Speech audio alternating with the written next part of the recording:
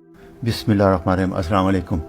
आपने पिछले लेक्चरों में एक चीज़ जो मैं बार बार बता रहा था कि अगर आपका लिवर, आपका जिगर हेल्दी है तो इंसुलिन रेजिस्टेंस भी, थायराइड भी और भी ब्लड प्रेशर वगैरह में आपको बहुत फ़ायदा होगा।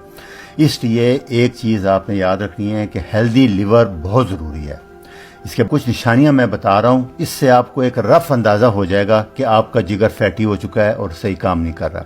सबसे पहले इसमें आपका जो हथेलियां हैं हाथों की, वो रेड होनी शुरू हो जाती हैं। उसमें आपको लगेगा खारिश होगी, रेड होंगी, एक अर्ली साइन होता है। इसमें आपने समझना है कि मुझे थोड़ा सा जिगर का मसला है।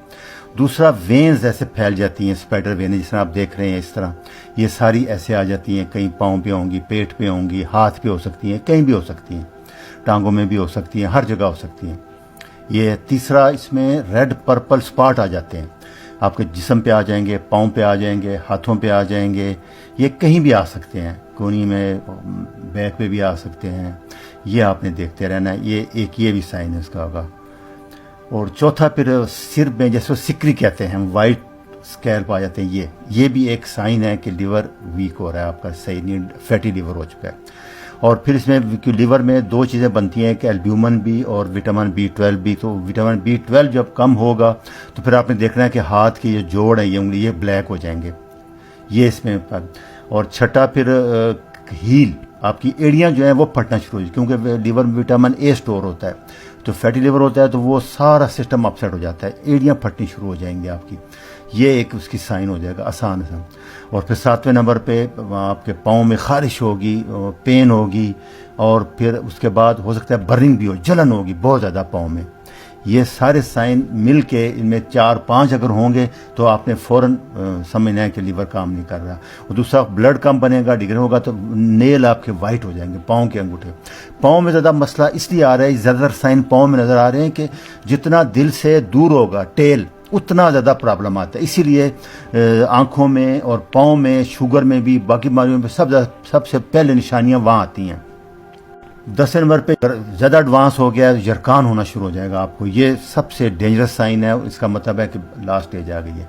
ये लिवर की जब सिरोसिस हो जाएगी, फैटी लिवर के बाद लास्ट स्टेज सिरोसिस है, इरिवर्सिबल डैमेज है। इसके बाद फिर सिर्फ ट्रांसप्लांट रह जाता है लिवर का।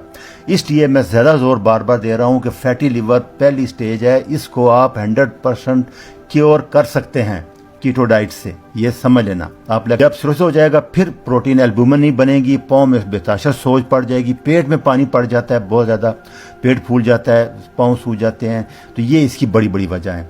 इसके लिए लंबे चौड़े टेस्ट कराने की ज़रूरत नहीं है, क्योंकि 90% लिवर डैमेज हो जाए तब खून में कुछ चीज़ आती है।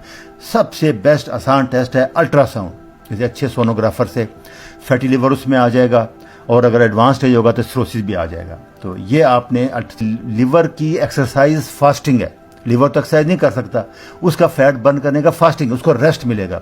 जितना आप फास्टिंग करेंगे उतना फैटी लिवर से जल्दी रिकवर होंगे आप, ये अपने ध्यान में रखना है।